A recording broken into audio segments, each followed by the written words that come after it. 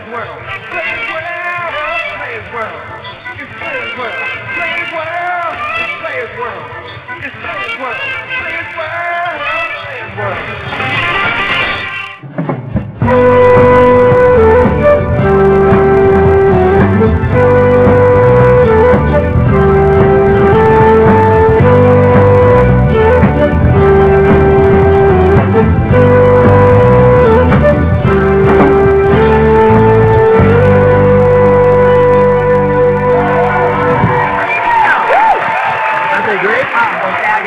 Everybody to the Players World Casino nightclub where everybody is a player, and tonight everybody is learning how to play craps. I'm Brian Tracy. And I'm Dana West. Listen to those folks down there. They are just winning big-time money. The slots are hitting. They're nailing blackjacks. These guys are pumped up on pure oxygen. All right, now let me get this straight.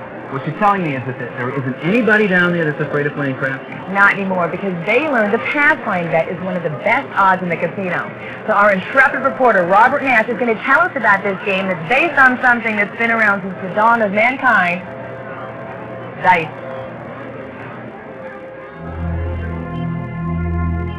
Thousands of years ago, upon the banks of the mighty Nile, civilizations rose and fell. Little remains of these ancient Egyptian kingdoms. But in a tomb dating to 1573 BC, some strange items of ivory were found. What are these immortal artifacts tossed across the layout of history? Yes, throughout the ages, mankind has always tossed dice. Ajax and Achilles played dice between battles. Venus even rolled the bones with the goat god Pan. In Shakespeare's time, they do it in pubs called bawdy houses. And hey, whoever said women are bad luck at crap tables? This lady's taking crap soup back! Hi, I'm Robert Nash, and you're probably wondering why I'm standing out here in the middle of a field of sheep. Well, it's not to explore other definitions of the word craps. Here, Fluffy. Come on, Fluffy. Come on, Fluffy. Good, buddy. Okay, great. Well, know why they're running away from me? Because they know that the first dice came from sheep's ankle bones, otherwise known as huckle bones, thereby the expression rolling the bones. Look at them, the other white meat. Come on, let me show them your ankle. In the 8th century, the Middle Eastern Saracens gave the Italians a dice game called hazard, and in exchange, conquered southern Italy. Soon all of Europe was swept up in the rage of hazard. Now the French would call the 2-spot and the 3-spot La Crabe, which means the crab, see? It was the early 1800s when the French brought their game of crabs into crazy New Orleans. But wouldn't you know, Americans just couldn't get the words right. Crabs, crabs, crabs. Like I said, crabs. It's a funny name, but I love that game. Then around 1900, something happened that revolutionized the game of craps. And all thanks to dice maker John Wynn. What a winning name. Why, thank you. I'd rather think so myself. Just had this idea that I could bring craps to its next level of excitement. What if we had a crap bank? So instead of betting each other, we could bet against the house. What if we could also bet against the dice, so you could make money if the shooter loses? And what if we could train frogs to say Budweiser? John Wynn may have formalized the game of craps, but it really took off in the Navy. GIs played it right on the decks of the ships when they got paid, but didn't have shore leave. Wasn't a man in the service who came home without knowing craps. Okay, I guess it'll all be touching the ankles. Well, anyways, in the meantime, you don't have to be a veterinary surgeon to get your dice anymore. Just go downstairs and make them out of plastic these days. Anyways, I'm out of here, Mommy! You know, Robert is the only man I know that could make a sheep so mad they'd want to hunt him down. Was he yelling for his mother? I think so. Well, if you don't want to act like a scared sheep around the crap table, all you have to do is learn how to play. And our reporter, Jeff Polk, is going to show you how. Thanks, Brian. Now, for some background on the theory of craps, we've got a live satellite link-up with an expert in quantum physics over at Yale University, Professor Carl Craps. Professor, can you hear me? Professor? Hello, Jeff. In order to understand craps, you must have a firm understanding of subatomic physics, rock science, and brain surgery. Even the great Professor Einstein said, yes, E may equal MC squared, but craps confounds me. Thanks, Professor. It's not exactly what we wanted to hear. Okay, I'll admit it. Craps can get complicated. If you want to place complicated bets. But if you're just starting out, it's a snap to be part of the action, win some money, and with the simplest bets, enjoy some of the best odds in the casino. Here's the game in a nutshell. On the first roll, called the come-out roll, 7 or 11 is good, 2, 3, or 12 is bad, and anything else establishes a point. Now once there's a point, 7 is bad, and your point is good. At this stage, which is pretty much the bulk of the game, the object is to bet the shooter will throw the point before he throws a 7. Now please meet 2, 4, 6, 8, 83 for 7, 6. good ladies with a pom-pom. Woo! Hi, ladies. Craps is pretty much a game of cheerleading, knowing when to root for a 7 and when to root against it. All right, let's meet the kind of people who work the table. There are 2 dealers facing the players, and they pretty much run the betting. Sitting in between is the boxman. His job is to settle any disputes over rules, procedures, payouts, all that kind of gross stuff. And say hello to the stick man, my favorite. How you doing, stick man? I love watching this guy work. He stands among the players, and with his stick, he excellently moves the dice around the table. He also calls out the number rolled. Now let's look at all the bets on the layout. I know, it's scary. With over 70 types of bets you can make, who wouldn't be afraid? But tonight, we're just going to concentrate on this one, the pass line. Okay. I love those guys. The pass line is the simplest bet. It's called pass because you want the dice to pass or win. Kind of like passing your test. And pass on to the next stage of the game. It's also called a line bet. Now you start playing on the come-out roll. That's the beginning of the sequence. And it happens 7 out. After the stick man calls 7 out. The dealers sweep up most of the chips and the dice go to the next player on the left. And then this disc, called the puck or the buck, is returned flat side up to its home in the don't come box. Now, place your bet on the pass line. Everybody in?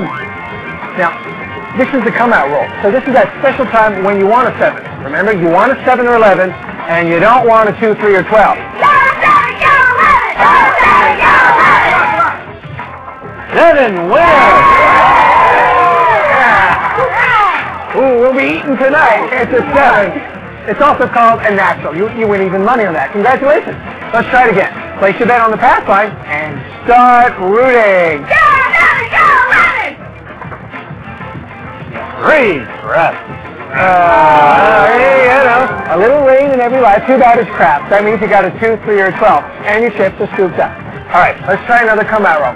Place your bets on the pass line and start cheering. Come on. Go 7, go 11! Come on. Go 7, go 11! Baby defense. 4. On the rope. Now, 4 changes everything. If you get a 4, 5, 6, 8, or 9, or 10, the game continues. The dealer places the puck on the number 4. 4 is now the point. Now, remember how we cheered for 7 before? Yeah, well, change your tune, Pally, because once a point is established, 7 suddenly becomes the bad guy who's going to make you lose. The good guy is 4, who's going to make you win. Go 4, no 7! Come on. Show me what you got. What do you got? 2 reps. No. I know what you're thinking. Isn't that craps?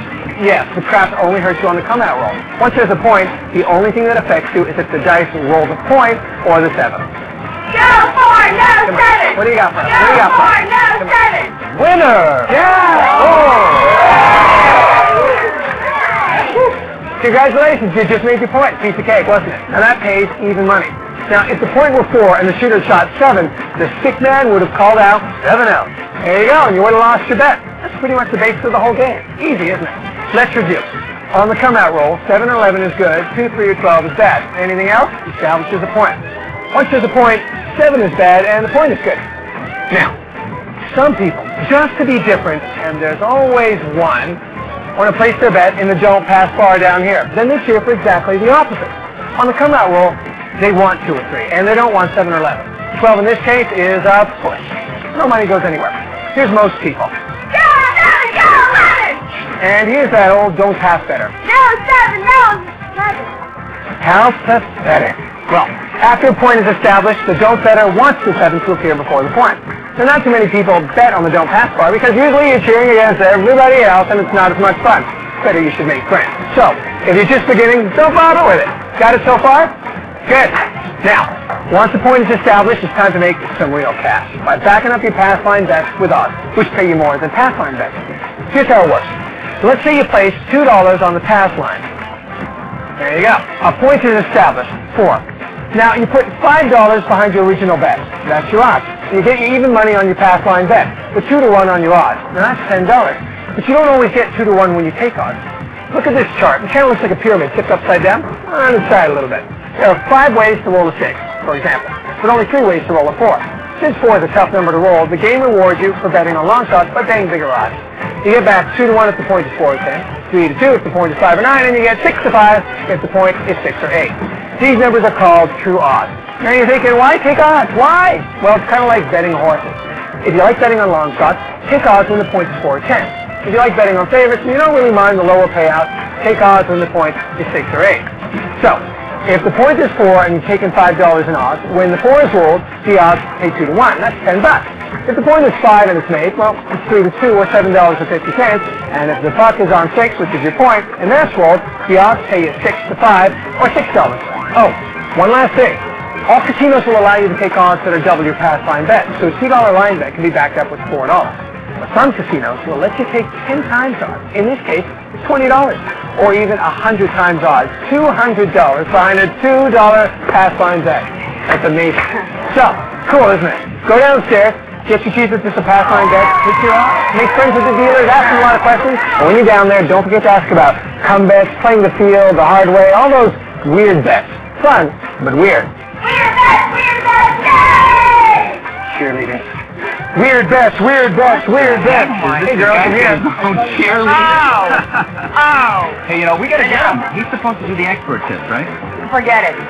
We'll do it. Come on. Okay, I'm with you. Barney. Barney, how are you? Hey. Our resident Hi, Barney. expert. Nice to see you. How you doing? I heard once that if you do your homework, blackjack is a thing, but if you're a lucky person, go for craps.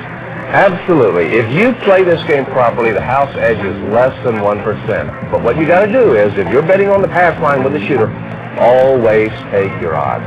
Speaking of odds, sometimes when I put my odds down, like a $5 chip, the dealer will say, you got to put a $6 chip down. I've done that before, too. And when do you put the $6 down? Simple rule to remember, on an odd number, such as 5 and 9, always take an even amount of odds, because the odds pay 3 to 2.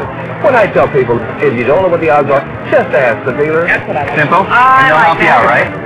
Thanks, Barney. You ready to go? I'm ready. I'm ready to play. See, folks, it really is simple. All you have to do is shove your way into the craps table and start screaming. Right. From Brian Tracy, I'm Dana West. It's a playground out there, and there's absolutely no curfew. So what? Come out and play. And go wild cards. All yeah. right.